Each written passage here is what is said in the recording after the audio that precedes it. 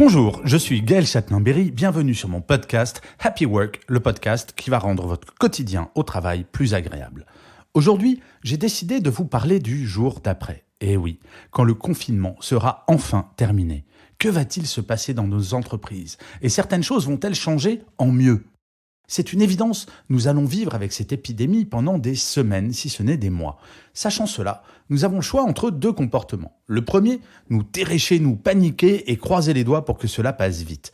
Et le deuxième, utiliser cette période pour faire évoluer durablement certains comportements. Je suis de ceux qui pensent qu'il faut toujours tirer du positif d'expériences négatives. Comme le dit le proverbe japonais, le succès, c'est de savoir tomber 7 fois et de se relever 8. Cette épidémie n'échappe pas à la règle. Je suis profondément convaincu que si nous y mettons du nôtre, une fois passée, il restera des traces positives à celle-ci. Et j'en ai choisi 4 principales. La première, c'est forcément l'augmentation du télétravail. Seuls 16% des entreprises, avant la crise, ont mis en place des accords de télétravail alors que ce dernier est plébiscité par plus de 70% des salariés.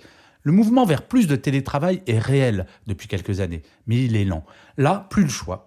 C'est soit télétravail, soit chômage technique. Dans la réalité, mais également dans l'inconscient collectif, le télétravail est une solution qui est bonne pour la santé, mais qui de plus n'impacte pas la productivité des salariés. Le coronavirus donne une formidable opportunité au DRH pour étudier l'impact du télétravail sur l'entreprise et de pouvoir se servir de ces données une fois l'épidémie passée pour accélérer le mouvement. La deuxième, c'est une remise en cause d'une certaine forme de mondialisation.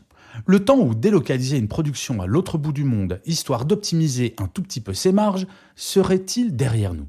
Et oui, nos économies sont devenues interdépendantes jusqu'au cynisme absolu puisque certains industriels pharmaceutiques français s'inquiètent de ne plus pouvoir produire de médicaments puisqu'ils ont délocalisé leur production en Chine.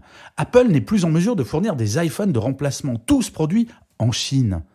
Bref, cette épidémie va nécessairement poser la question d'une nouvelle forme de mondialisation qui ne sera pas un repli sur soi, contrairement à ce que certains politiques vont nous raconter, mais probablement un raisonnement continent par continent, intégrant la probabilité que ce genre d'épisode épidémique se reproduise de plus en plus souvent.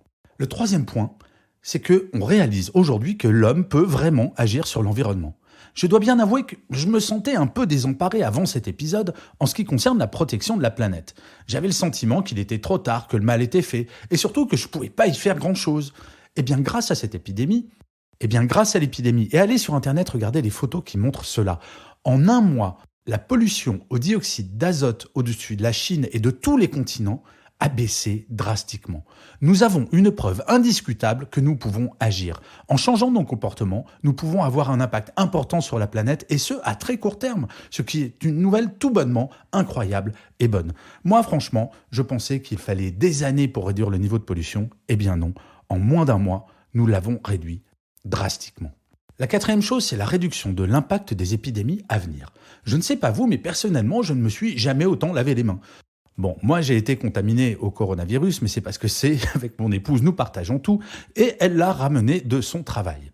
Statistiquement, ayant moins de 50 ans, n'ayant pas de pathologie particulière, 3 semaines après avoir été contaminé, tout va bien, je suis en pleine forme après avoir franchement bien dégusté, et au passage je précise que le corona, oui, je confirme vraiment, ce n'est pas une petite grippe. Eh bien, même ayant été contaminé, je me protège toujours beaucoup, je me lave toujours les mains. Ouvrir une porte avec les mains ou tenir la barre dans le métro, c'est fini pour moi. Je le sais. Certaines de ces habitudes vont sans aucun doute demeurer après la fin de cet épisode, ce qui aura sans aucun doute un impact sur la prochaine épidémie de grippe saisonnière ou de gastro. Alors, faut-il se réjouir de cette épidémie? Non, bien entendu, la vie aurait été nettement plus douce sans celle-ci. Mais tout cela me fait penser à ce qui m'est arrivé avec mon scooter. Oui, je sais, là pour l'instant vous dites, mais c'est quoi le rapport? En fait, il y a 3 ans, j'ai eu un très gros accident de scooter. Rien de dramatique, je m'en suis sorti avec quelques bleus et des douleurs passagères. Cela étant dit, j'ai pris ça comme un avertissement. Peut-être que la prochaine fois, ça sera beaucoup plus grave. Et c'est pour cette raison que j'ai revendu mon scooter et que maintenant je me débrouille très bien avec les transports publics. Eh bien, cette épidémie, j'en suis convaincu, c'est à la fois un avertissement et un accélérateur de prise de conscience. Le coronavirus, ce n'est pas Ebola qui tue entre 60 et 90% des personnes qui l'ont contracté. La période que nous traversons ne va pas être simple, et j'en parle en connaissance de cause en tant que conférencier qui a vu à peu près 100% de ses interventions annulées en 3 jours. Mais nous en tirerons du bon et du positif au niveau individuel et global. Et franchement, quand je regarde à quel point les soignants sont impliqués, alors que cela fait 30 ans qu'ils nous alertent sur les dangers de réduire les moyens de l'hôpital et qu'aucun politique depuis 30 ans ne les a écoutés, l'un des effets positifs de cet avertissement, c'est que cette fois, ils seront entendus. Et il faudra bien vérifier à la fin de cette crise que les moyens de l'hôpital seront vraiment augmentés et il ne s'agira pas juste de les remercier, mais vraiment de se donner les moyens de faire face à des crises de façon un petit peu plus sereine. Et je finirai comme d'habitude cet épisode de Happy Work par une citation. Cette fois, c'est une citation de Marcel Proust qui nous parle des craintes. Marcel Proust disait « Il est faux de croire que l'échelle des craintes correspond à celle des dangers qui les inspirent. On peut avoir peur de ne pas dormir et nullement d'un duel sérieux, d'un rat et pas d'un lion. » Je vous remercie 1000 fois d'avoir écouté cet épisode de Happy Work. Je vous dis à la semaine prochaine et aujourd'hui, plus que jamais, prenez soin de vous.